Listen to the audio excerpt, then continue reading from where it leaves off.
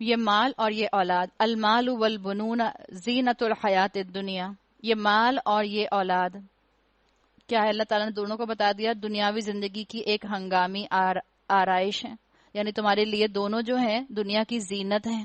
مال اولاد دنیا میں ہی رہ جاتی ہیں، کتنی ہی شاندار فرما بردار نیک قابل اولاد آپ کی کیوں نہ ہو، آپ کے ساتھ قبر میں نہیں جاتی، آپ کو قبر میں اکیلے ہی جانا ہوتا ہے۔ تو اللہ نے بتا دیا کتنا ہی بہترین تمہارے پاس مال کیوں نہ ہو، آخر تمہیں آخری غسل تختے پر ہی دیا جاتا ہے۔ کتنا ہی بہترین تمہارے پاس وارڈروب کیوں نہ ہو، آخری لباس تمہارا سفید کفن ہی ہوتا ہے۔ اور سب ایک ہی جیسا کفن پہنتے ہیں، سب ایک ہی جیسے تختے پر نہاتے ہیں، سب ایک ہی جیسی قبر کی مٹی پاتے ہیں۔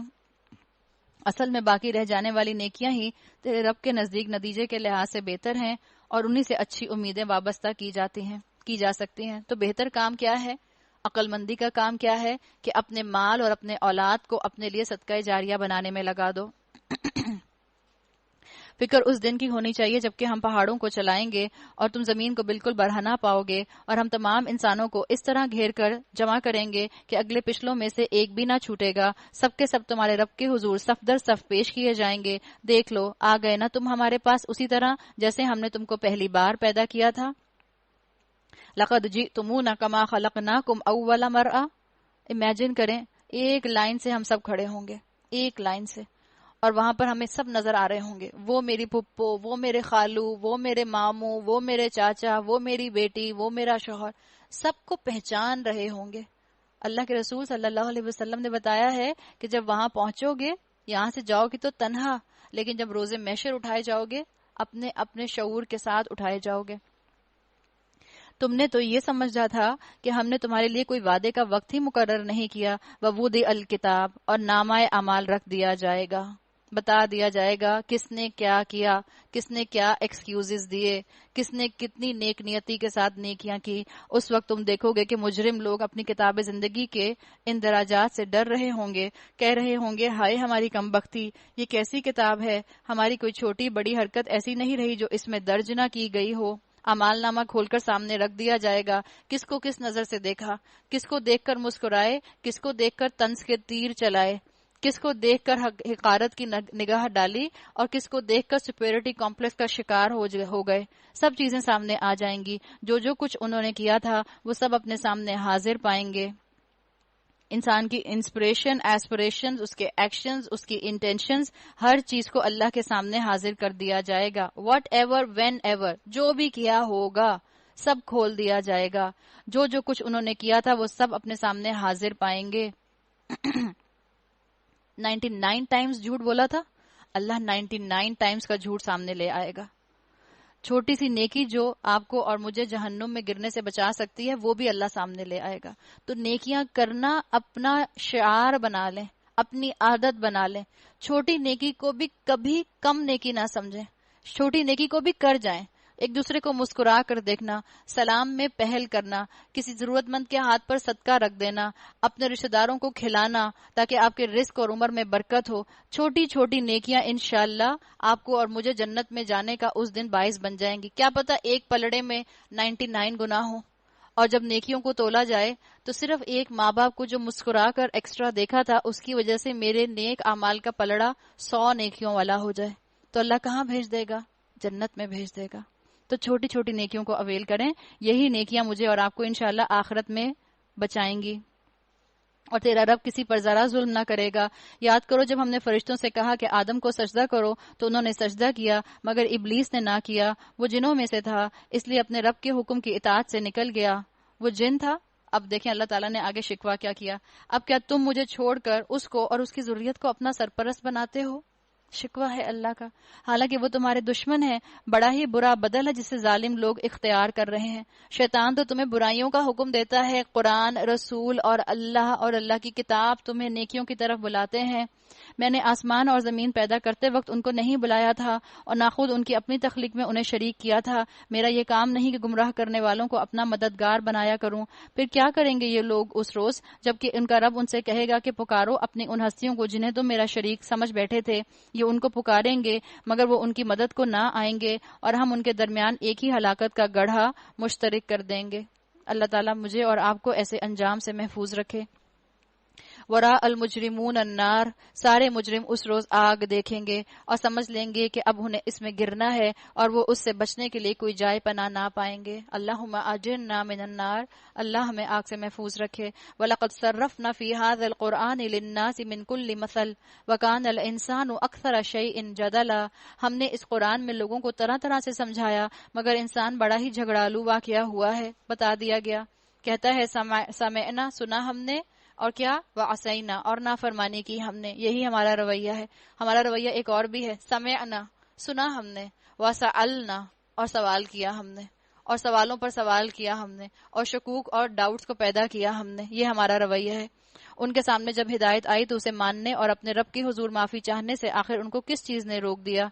کس چیز نے آج مجھے اور آپ کو عمل سے روکا ہوا ہے؟ اللہ ہمیں عذاب آنے سے پہلے اپنی غلطیاں دکھا دے۔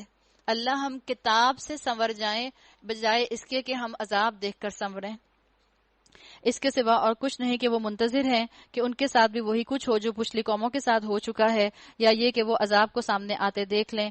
رسولوں کو ہم اس کام کے سوا اور کسی غرض کے لیے نہیں بھیجتے کہ وہ بشارت اور تنبیہ کی خدمات انجام دیں، مگر کافروں کا حال یہ ہے کہ وہ باطل کے ہتھیار لے کر حق کو نیچا دکھانے کی کوشش کرتے ہیں، اور انہوں نے میری آیات کو اور ان تنبیہات کو جو انہیں دی گئی تھیں ان کا مذاق بنا لیا ہے۔ اس شخص سے بڑھ کر ظالم اور کون ہے جسے اللہ کی آیات سنا کر نصیحت کی جائے اور وہ ان سے منہ پھیرے۔ قرآن سن کر منہ موڑنے والا، قرآن سن کر سنی انسنی کرنے والا، قرآن سن کر اپنی اصلاح نہ کرنے والا قرآن کے مطابق ظالم ہے، اور اس برے انجام کو بھول جائے جس کو سر و سامان اس نے اپنے ہی ہاتھوں اپنے لیے تیار کیا ہے۔ ہو سکتا ہے قرآن سن کر کسی کا دل پگھل رہا ہو، تو آپ اور میں جب قرآن سن کر دل پگھلے اس اپنے موومنٹ کو غنیمت جانیں اور فوراً ایک عمل کا ارادہ کر لیں اور عمل کر جائیں۔ اور قرآن سن کر آپ کو کچھ سمجھ نہ آ رہا ہو تو کبھی کسی دوسرے کو نہ کہیں کہ مجھے بہت بورنگ لگتا ہے۔ ایسا نہ ہو کہ خود بھی ہدایت سے دور ہوں، کسی دوسرے کو بھی ہدایت سے دور کر دیں۔ یا آپ پتہ چلا کسی ایسی کمپنی میں گئے جہاں آپ قرآن کا ذکر کر رہے ہیں تو لوگ کہہ رہے ہیں بھائی یہ قرآن کی باتیں بند کرو، بور نہیں کرو، یہ بتاؤ لیٹسٹ ٹرینڈ کیا ہے، یہ بتاؤ کس کلب میں جا رہی ہو آج کل۔ یہ انداز، جن لوگوں نے یہ روش اختیار کی ہے ان کے دلوں پر ہم نے غلاف چڑھا دیے ہیں جو انہیں قرآن کی بات نہیں سمجھنے دیتے، ان کے کانوں میں ہم نے گرانی پیدا کر دی ہے، تم انہیں ہدایت کی طرف کتنا ہی بلاؤ اس حالت میں کبھی ہدایت نہ پائیں گے۔ کانوں میں ان کے اتنے سٹیٹک ہے، کس چیز کا سٹیٹک ہے؟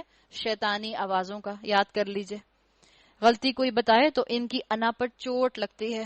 کانوں میں تو ساری شیطان کی باتیں ہیں، تو کہاں سے اللہ کی بات گھس سکے گی؟ ایک دل کے اندر شیطان ہو سکتا ہے یا رب کا کلام ہو سکتا ہے، دونوں ایک ساتھ نہیں ہو سکتے۔ لیکن اگر کوئی اپنی اصلاح کرنا چاہے تو اللہ نے کہا وَرَبُّكَ الْغَفُورُ ذُو الرَّحْمَةِ، تیرا رب بڑا درگزر کرنے والا اور رحیم ہے، اور وہ ان کے کرتوتوں پر انہیں پکڑنا چاہتا تو جلدی ہی عذاب بھیج دیتا، مگر ان کے لیے وعدے کا ایک وقت مقرر ہے اور اس سے بچ کر بھاگ نکلنے کی وہ کوئی راہ نہ پائیں گے۔ یہ سب عذاب رسیدہ بستیاں تمہارے سامنے موجود ہیں، انہوں نے جب ظلم کیا تو ہم نے انہیں ہلاک کر دیا، اور ان میں سے ہر ایک کی ہلاکت کے لیے ہم نے ایک وقت مقرر کر رکھا ہے۔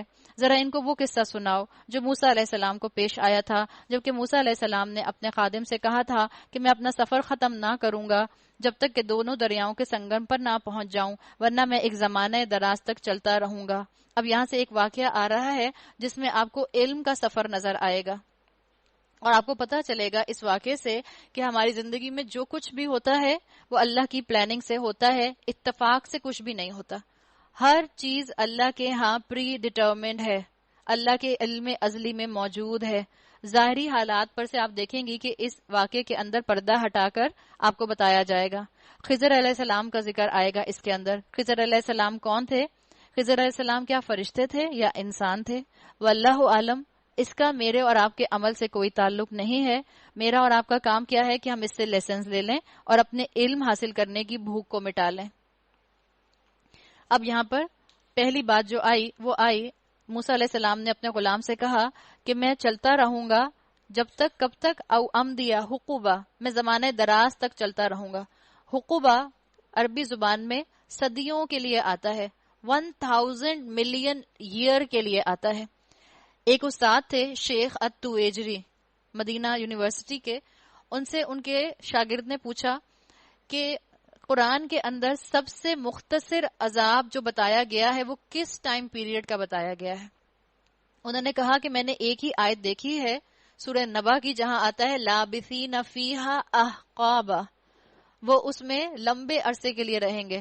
اسی حقوب کی جمع ہے احقابا. حقوب یہاں پہ سنگولر آیا ہے جو موسیٰ علیہ السلام نے استعمال کیا کہ میں صدیوں تک چلتا رہوں گا، اور احقابہ جو آیا ہے کہ وہ اس جہنم میں رہیں گے، لابثین فیہا احقابہ، صدیوں تک پڑے رہیں گے. ایک حقوب عربی زبان میں ہوتا ہے 1000 ملین ایئر، اور اس کی پلورل اللہ تعالیٰ نے جہنم میں ڈالنے کے لیے استعمال کی احقابہ. یہ کم سے کم ڈیوریشن ہے جو عذاب کی جہنم کے قرآن میں بیان کی گئی ہے، اسی لفظ کو یہاں لایا گیا ہے.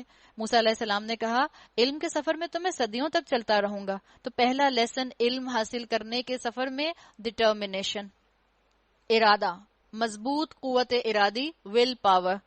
بس جب وہ اس سنگم پمپ پہنچے تو اپنی مچھلی سے غافل ہو گئے اور وہ نکل کر اس طرح دریا میں چلی گئی جیسے کہ کوئی سرنگ لگی ہو. آگے جا کر موسیٰ علیہ السلام نے اپنے خادم سے کہا لاؤ ہمارا ناشتہ. اس میں دوسرا لیسن مل رہا ہے. علم کے سفر پر جا رہے ہیں لیکن بھوک تو لگ رہی ہے. ہم لوگ بھی جب کہیں سے پڑھ کر واپس آتے ہیں تو کتنی بھوک لگتی ہے. اگر ہم سب جو ہیں وہ روزے سے نہ ہوں اور ہم یہاں 2 سوا 2 2.5 گھنٹے بیٹھ کر گھر جائیں تو فریج میں جو بھی ہوگا سب اچھا لگے گا، سب کھا جائیں گے آرام سے. تو بھوک لگتی ہے، تھکن بھی ہوتی ہے. موسیٰ علیہ السلام نے کہا آج کے سفر میں تو ہم بری طرح تھک گئے. علم حاصل کرنے میں آپ کو تھکن اور بھوک کا معاملہ جو ہے وہ پیش آئے گا. کہا جاتا ہے کہ موسیٰ علیہ السلام کے یہ آغاز نبوت کے واقعات ہیں، اور اللہ تعالیٰ موسیٰ علیہ السلام کی ٹریننگ کر رہے تھے اس لیے کہ آگے ان کا پالا بنی اسرائیلیوں جیسی قوم سے پڑھنے والا تھا. تو اللہ تعالیٰ موسیٰ علیہ السلام کے سکل سیٹس کو یہاں پر پالش کر رہے ہیں.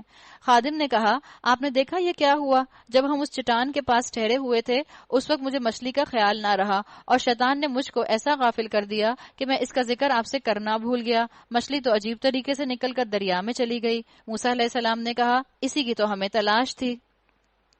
علم کے سفر میں تیسرا سبق کہ انسان بھول جاتا ہے تو گھبرائے نہیں، دوبارہ یاد کر لے. چنانچہ وہ دونوں اپنے نقش قدم پر پھر واپس گئے. اگر آپ لفظی ترجمہ یاد کر رہی ہیں، آپ قرآن حفظ کر رہی ہیں، آپ گرامر پڑھ رہی ہیں، آپ قرآن کا فہم کر رہی ہیں، آپ کو سب بھول رہا ہے، پریشان ہونے کی ضرورت نہیں ہے. علم کے سفر میں بھول آتی ہے، انسان کے اندر نسیان ہے، فورگیٹفلنس ہے، انسان دوبارہ سے دہرائی کر لے. جیسے یہ اپنے نقش قدم پر واپس چلے گئے.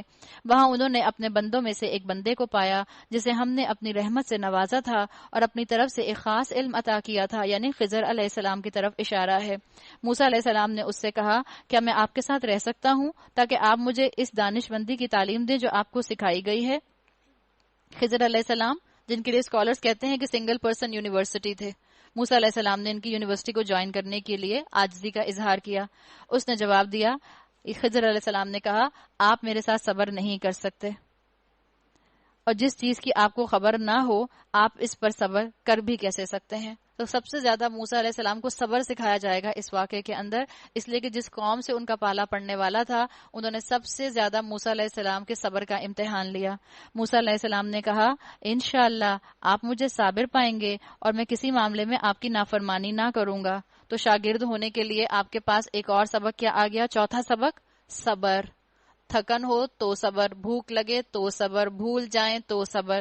تو صبر کو اپنے ساتھ رکھیں، اللہ تعالیٰ انشاءاللہ اس سے آپ کے علم کے سفر کو آسان کریں گے. اس نے کہا اچھا اگر آپ میرے ساتھ چلتے ہیں تو مجھ سے کوئی بات نہ پوچھیں جب تک میں خود اس کا آپ سے ذکر نہ کر دوں. یعنی اسٹوڈنٹ بننے کے لیے اگلا سبق کیا ہے آپ کے پاس؟ علم انسٹنٹ نہیں آتا، آپ کو ڈیلیڈ گریٹیفیکیشن چاہیے ہوتی ہے. صبر کے ساتھ علم حاصل کرنا ہوتا ہے، فوراً علم حاصل نہیں ہوتا. انہوں نے کہا آپ کو میرے ساتھ خاموشی کے ساتھ سفر کرنا ہوگا. اب وہ دونوں روانہ ہوئے یہاں تک کہ وہ ایک کشتی میں سوار ہو گئے. اس شخص نے یعنی خضر علیہ السلام نے کشتی میں شگاف ڈال دیا. موسیٰ علیہ السلام نے کہا آپ نے اس میں شگاف ڈال دیا تاکہ سب کشتی والوں کو ڈبو دیں؟ یہ تو آپ نے ایک بڑی سخت حرکت کر ڈالی.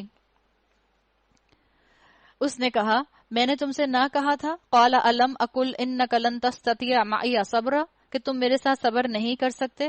موسیٰ علیہ السلام نے فوراً کیا کہا سوری غلطی ہو گئی. موسیٰ علیہ السلام نے کہا بھول چک پر مجھے نہ پکڑیے، میرے معاملے میں ذرا سختی سے کام نہ لیجیے. تو بتا دیا گیا کہ ادھورے علم کے اندر بیچ میں سوال نہیں پوچھنے چاہیے، یہ علم حاصل کرنے کے راستے میں رکاوٹ بھی بن سکتا ہے۔ پھر دونوں چلے۔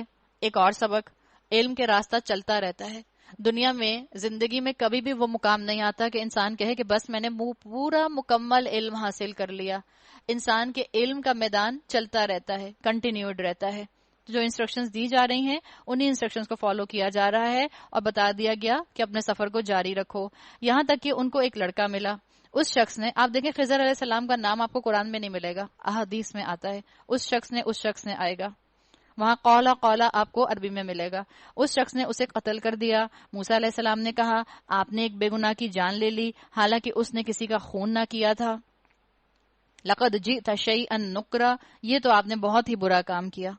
پارہ نمبر 16، قال الم اقل لک انک لن تستطیع معی صبرا، اس نے کہا، خضر علیہ السلام نے کہا میں نے تم سے نہ کہا تھا کہ تم میرے ساتھ صبر نہیں کر سکتے؟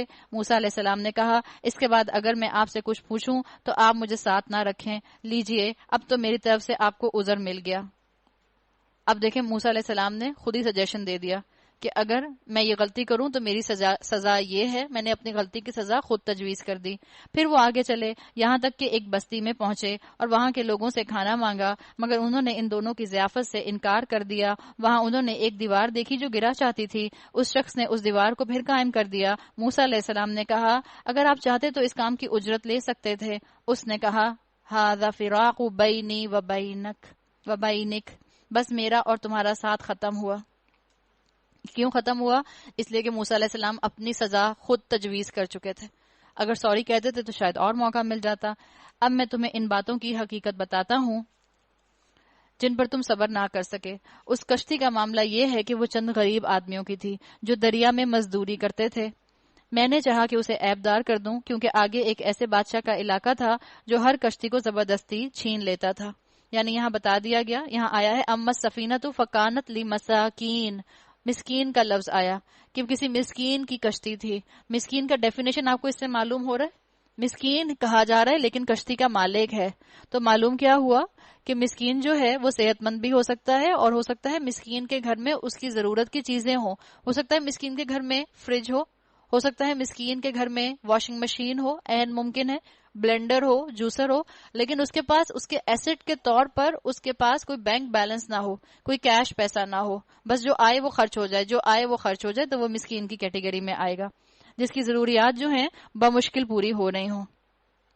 رہا وہ لڑکا تو اس کے والدین مومن تھے، ہمیں اندیشہ ہوا کہ یہ لڑکا اپنی سرکشی اور کفر سے ان کو تنگ کرے گا، اس لیے ہم نے چاہا کہ ان کا رب اس کے بدلے ان کو ایسی اولاد دے جو اخلاق میں بھی اس سے بہتر ہو اور جسے صلہ رحمی بھی زیادہ متوقع ہو۔ اور اس دیوار کا معاملہ یہ ہے کہ وہ 2 یتیم لڑکوں کی ہے جو اس شہر میں رہتے ہیں۔ اس دیوار کے نیچے ان بچوں کے لیے ایک خزانہ مدفون ہے اور ان کا باپ ایک نیک آدمی تھا، اس لیے تمہارے رب نے چاہا کہ یہ دونوں بچے بالغ ہوں اور اپنا خزانہ نکال لیں۔ معلوم ہوا کہ اگر والدین نیک ہوں تو اللہ تعالیٰ ان کے مال کی حفاظت خود فرماتا ہے، حلال رزق کی حفاظت بھی اللہ تعالیٰ خود فرماتے ہیں۔ یہ تمہارے رب کی رحمت کی بنا پر کیا گیا ہے، میں نے کچھ اپنے اختیار سے نہیں کیا، یہ ہے حقیقت ان باتوں کی جن پر تم صبر نہ کر سکے۔ تو بتا دیا گیا کہ استاد کے ساتھ جو معاملہ ہے وہ کیا رکھا جائے، صبر کا معاملہ رکھا جائے۔ جب آپ کہیں پڑھنے بیٹھ جائیں، اب صبر کے ساتھ آپ استاد کی بات کو سنتے رہیں۔ حضرت علی کہا کرتے تھے جس نے مجھے ایک لفظ بھی پڑھا دیا اب میں اس کا غلام بن گیا، یعنی وہ میرا استاد ہے۔ تو استاد کی قدر آپ کو اس واقعے میں بتائی گئی، اور علم کے سفر میں سب سے پرومیننٹ خوبی بتائی گئی شاگرد کی جو ہونی چاہیے وہ ہے صبر۔ اب ایک اور واقعہ آ رہا ہے، another end of spectrum آپ کو نظر آئے گا کہ ایمان والوں کے اوپر ایک آیا تھا اصحاب کہف کا کہ ایمان لانے والوں کے اوپر دنیا تنگ ہو گئی۔ اب ایک واقعہ آ رہا ہے کہ ایک ایمان لانے والے کے اوپر اللہ تعالیٰ نے دنیا کو کھول دیا، جس نے اپنے ایمان کے ساتھ دنیا کو ہارنیس کیا۔ کنگ سائرس کا واقعہ آتا ہے جس کو ذوالقرنین کہا گیا ہے قرآن میں۔ اے نبی صلی اللہ علیہ وسلم، یہ لوگ تم سے ذوالقرنین کے بارے میں پوچھتے ہیں، ان سے کہو میں اس کا حال تم کو سناتا ہوں۔ ہم نے اس کو زمین میں اقتدار ادا کر رکھا تھا اور اسے ہر قسم کے اسباب اور وسائل بخشے تھے، یعنی اللہ تعالیٰ نے ان کو ریسورسز دیے تھے، اپنی عقل کو بھی اور اپنے ریسورسز کو بھی اللہ کی راہ میں استعمال کرتے تھے۔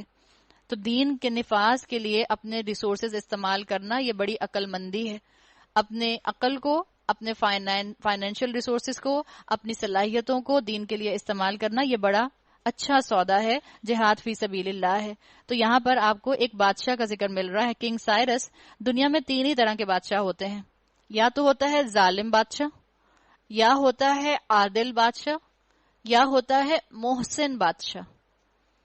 ذوالقرنین محسن بادشاہ کی کیٹیگری میں آتے تھے۔ اس نے پہلے مغرب کی طرف ایک مہم کا سر و سامان کیا، حتیٰ کہ جب وہ غروب آفتاب تک پہنچ گیا تو اس نے سورج کو ایک کالے پانی میں ڈوبتے دیکھا۔ وہاں اسے ایک قوم ملی۔ ہم نے کہا، اے ذوالقرنین، تجھے یہ مقتدرت بھی حاصل ہے کہ ان کو تکلیف پہنچائے، اور یہ بھی کہ ان کے ساتھ نیک رویہ اختیار کرے۔ اس نے کہا، جو ان میں سے ظلم کرے گا ہم اس کو سزا دیں گے، پھر وہ اپنے رب کی طرف پلٹایا جائے گا اور وہ اسے اور زیادہ سخت سزا دے گا، اور جو ان میں سے ایمان لائے گا اور نیک عمل کرے گا اس کے لیے اچھی جزا ہے، اور ہم اس کو نرم احکام دیں گے۔ پھر اس نے ایک دوسری مہم کی تیاری کی، یہاں تک کہ طلوع آفتاب کی حد تک جا پہنچا۔ وہاں اس نے سورج کو ایک ایسی قوم پر طلوع ہوتے دیکھا جس کے لیے دھوپ سے بچنے کا کوئی سامان ہم نے نہیں کیا تھا۔ یہ حال تھا ان کا، اور ذوالقرنین کے پاس جو کچھ تھا اسے ہم جانتے تھے۔ یعنی انہوں نے ایک ملک فتح کیا اور پھر لوگوں کی اپ لفٹ کے لیے انہوں نے کام کیا، وہاں سوشل ریفارمز کی۔ اور ان سوشل ریفارمز کے اندر انہوں نے کیا کیا کہ اللہ تعالیٰ نے کہا کہ ہم جانتے تھے جو ذوالقرنین کے پاس تھا۔ اللہ تعالیٰ نے ذوالقرنین کے ریسورسز کو اس معاشرے کے سوشل ریفارمز میں لگا دیا۔ یہ نہیں کہ اپنی الیکشن کیمپین کے لیے کھڑے ہو گئے اور پورے شہر کو اپنے پوسٹر سے بھر دیا، ایسا کچھ نہیں کیا، لوگوں کے فائدے کے کام کیے۔ آپ کو یہاں سے نظر آئے گا کہ محسن لیڈر، محسن بادشاہ، محسن کنگ، محسن حکمران کیسا ہوتا ہے۔ پھر اس نے ایک اور مہم کا سامان کیا، یہاں تک کہ جب وہ 2 پہاڑوں کے درمیان پہنچا تو اسے ان کے پاس ایک قوم ملی جو مشکل ہی سے کوئی بات سمجھتی تھی، یعنی بیکورڈ قوم تھی، اور ان کے اور ذوالقرنین کے درمیان میں لینگویج بیریئر تھا۔ ان لوگوں کے درمیان میں اور ذوالقرنین کے درمیان میں جو تھا وہ رابطہ وہ ممکن نہیں ہو رہا تھا، کمیونیکیشن نہیں ہو رہا تھا۔ ان لوگوں نے کہا، اے ذوالقرنین، یاجوج اور ماجوج اس سرزمین میں فساد پھیلاتے ہیں۔ آپ کو روایات میں مل جائے گا کہ انڈر ڈیولپ قوم تھی اور ذوالقرنین اس کے مقابلے میں ایک سپر پاور تھے۔ تو انہوں نے کہا کہ یاجوج اور ماجوج اس سرزمین میں فساد پھیلاتے ہیں، تو کیا ہم تجھے کوئی ٹیکس اس کام کے لیے دیں تاکہ تو ہمارے اور ان کے درمیان ایک بند تعمیر کر دے، یعنی ہماری سوشل اپلفٹ کر دے، ہمارے لیے فائدہ کر دے۔ قال ما مکنی فیہ ربی خیر، اس نے کہا جو کچھ میرے رب نے مجھے دے رکھا ہے وہ بہت ہے، کوئی لالچ نہیں، کوئی ہرس نہیں کہ ہاں میں بالکل تم سے ٹیکس لوں گا، ٹیکس کیا، میں تو تمہیں ایڈ بھی دوں گا، پھر اس کے بعد میں تم سے اتنے % سود کے اوپر اس کو واپس بھی لوں گا، کچھ نہیں، بس تم میری مدد کرو۔ 2 چیزیں قوموں کو بیکورڈ بناتی ہیں، آپ یاد رکھیں ہمیشہ، اگر ہم اپنے اوپر بھی اس کو اپلائی کر کے دیکھیں تو ہمیں پتہ چل جائے گا۔ ایک ہوتا ہے شارٹیج آف ریسورسز اور دوسری ہوتی ہے کاہلی۔ یہ جو قوم ہے جو ان سے کہہ رہی ہے کنگ سائرس سے، ذوالقرنین سے، کہ آپ ہمارے لیے کوئی ایسا کام کر دیں کہ یاجوج ماجوج ہمیں پریشان نہ کریں، ان کے لیے کیا آتا ہے، اسکالرز کہتے ہیں یہ کاہل قوم تھی، اپنے لیے انہوں نے خود کوئی ایفرٹ نہیں کی، اور یہ کاہلی اور شارٹیج آف ریسورسز قوموں کو بیکورڈ کر دیتی ہے۔ تو اس بادشاہ نے کیا کیا، اس بادشاہ نے ان کی تربیت بھی کی، صرف ان کی مدد نہیں کی۔ بادشاہ نے کیا کہا، فَأَعِینُونِی بِقُوَّةٍ، بس تم محنت سے میری مدد کرو، یعنی ان کا تزکیہ کیا کہ ہاتھ پر ہاتھ رکھ کے تم مت بیٹھ جاؤ، میرے ساتھ ہیلپ کرو، میں تمہارے اور ان کے درمیان بند بنائے دیتا ہوں، مجھے لوہے کی چادریں لا دو۔ جس کام میں انسان شامل ہو جاتا ہے، آپ دیکھیں اس میں کیا ہوتا ہے، بانڈنگ ہوتی ہے، ہیومن ریسورس ڈیولپ ہوتا ہے، اور کام ایک سے دوسرا سیکھ جاتا ہے۔ ذوالقرنین نے اس قوم کو یہ سکھا دیا۔ آخر جب دونوں پہاڑوں کے درمیان خلا کو اس نے پاٹ دیا تو لوگوں سے کہا، اب آگ دہکاؤ، حتیٰ کہ جب یہ آئینی دیوار بالکل آگ کی طرح سرخ کر دی تو اس نے کہا، لاؤ اب میں اس پر پگھلا ہوا تانبا انڈیلوں گا۔ یہ بند ایسا تھا کہ یاجوج اور ماجوج اس پر چڑھ کر بھی نہ آ سکتے تھے، اور اس میں نقب لگانا ان کے لیے اور بھی مشکل تھا۔ ذوالقرنین نے کہا، اس کے بعد ذوالقرنین نے کیا کہا، we are the sole superpower, اتنی بڑی ڈیبیٹ کی، اور ہم آپ کے ملک کی جو ہے ساری باؤنڈریز کی حفاظت خود کریں گے، کچھ نہیں، میرے رب کی رحمت ہے، مگر جب میرے رب کی رحمت کے وعدے کا وقت پورا ہو جائے گا وہ اس کو پیوند خاک کر دے گا۔ اپنا کریڈٹ نہیں لیا، اس نے کہہ دیا اتنی مضبوط دیوار تو بنی ہے لیکن صرف اس کو میرا رب قائم رکھ سکتا ہے، اللہ کا کلمہ بلند کیا، اور میرے رب کا وعدہ برحق ہے، اللہ کو کریڈٹ دے دیا۔ دینے والا انسان، یہ دینے والے کون ہوتے ہیں، جو ایمان والے اور محسن ہوتے ہیں۔ اب آگے قیامت کا ذکر آ رہا ہے، اور اس روز ہم لوگوں کو چھوڑ دیں گے کہ سمندر کی موجوں کی طرح ایک دوسرے سے گتھم گتھا ہوں، اور سور پھونکا جائے گا، اور ہم سب انسانوں کو ایک ساتھ جمع کریں گے۔ وہ دن ہوگا جب ہم جہنم کو کافروں کے سامنے لائیں گے، ان کافروں کے سامنے جو میری نصیحت کی طرف سے اندھے بنے ہوئے ہیں اور کچھ سننے کے لیے تیار ہی نہیں۔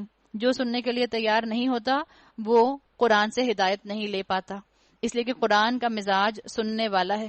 جب انسان قرآن سنتا ہے تو یہ دل کو ٹچ کرتا ہے۔ آپ گھر میں بیٹھ کر تفسیریں پڑھتی رہیں، آپ کے دل پر اثر نہیں ہوگا۔ آپ قرآن سنیں گی، آپ کے دل پر ٹچ کرے گا۔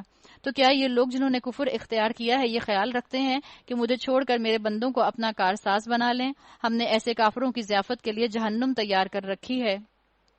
اے نبی صلی اللہ علیہ وسلم، قل هل ننبئکم بالاخسرین اعمالا، ان سے کہو کیا ہم تمہیں بتائیں کہ اپنے اعمال میں سب سے زیادہ ناکام اور نامراد کون سے لوگ ہیں؟ کون سے لوگ ہیں جنہوں نے اپنے اعمال کو ڈبو دیا؟ اکثر کا لفظ آیا۔ اکثر کا مطلب ہوتا ہے کہ آپ کا پروفٹ کے ساتھ ساتھ آپ کا رأس المال بھی کھو جائے۔ یعنی آپ نے کسی کاروبار میں پیسہ لگایا، اب جو آپ نے پیسہ لگایا اس پر ہی آپ کو پروفٹ ملتا ہے۔ اکثر جو آتا ہے اکثرین اعمالا جس سے آیا ہے اکثر، اس کا مطلب ہوتا ہے کہ آپ کے پروفٹ کے ساتھ ساتھ آپ کا رأس المال، اصل مال بھی ختم ہو جائے، کیپٹل آپ کا منی بھی ضائع ہو جائے۔ وہ کہ دنیا کی زندگی میں جن کی ساری جد و جہد اللہ کی راہ راست سے بھٹکی رہی اور وہ سمجھتے رہے کہ وہ سب کچھ ٹھیک کر رہے ہیں، گناہوں کو اچھا کام سمجھتے رہے اور اپنی مرضی کی نیکیاں کرتے رہے۔ ہر وہ کام جو نیکی کے کام پر کیا جائے وہ قبول نہیں ہو سکتا جب تک اس پر سیل آف اپروول رسول اللہ صلی اللہ علیہ وسلم کی نہ لگی ہوئی ہو۔ اولئک الذین کفروا بآیات ربہم، یہ وہ لوگ ہیں جنہوں نے اپنے رب کی آیات کو ماننے سے انکار کیا اور اس کے حضور پیشی کا یقین نہ کیا، اس لیے ان کے سارے اعمال ضائع ہو گئے۔ قیامت کے روز ہم انہیں کوئی وزن نہ دیں گے۔ جو اللہ نے مول دیا تھا اس کے مطابق انہوں نے نیکیاں نہیں کی۔ آپ صلی اللہ علیہ وسلم نے کہا کہ ہر دن میں نئی بات جو ہے وہ مردود ہے، جانی پہچانی نہیں ہے۔ مثال کے طور پر کسی فیکٹری کو کوئی کنسائنمنٹ ملے اور وہ ان سے کہیں کہ ہمیں یہ مولڈ ہے، یہ سائز ہے، یہ اس کی لینتھ ہے، یہ اس کی ویڈتھ ہے، ہمیں اس مولڈ کا آپ جو ہیں 1 لاکھ مثال کے طور پر ویزز بنا کر دے دیں، گلدان بنا کر دے دیں۔ اب وہ فیکٹری جس کو کنسائنمنٹ ملا ہے وہ کیا کرے کہ جو سائز اس کو دیا گیا ہے وہ اس سائز کی بجائے اپنی پسند کے سائز کے اوپر جو ہے سارا مال تیار کر دے، سارا را مٹیریل اپنا جو لگا کر اس کو وہ پروڈکٹ کو تیار کر دے۔ تو کیا جس کمپنی نے کنسائنمنٹ دیا ہے وہ اسے قبول کرے گی؟ وہ اسے قبول نہیں کرے گی۔ اسی طرح سے جو نیکیوں کا مولڈ اللہ نے قرآن میں، رسول اللہ صلی اللہ علیہ وسلم کی سنت میں دے دیا ہے، اس کے علاوہ نیکیاں تراشنے کی کوشش کریں گے، ان کو بنانے کی کوشش کریں گے تو وہ نیکیاں ایکسیپٹیبل نہیں ہوں گی۔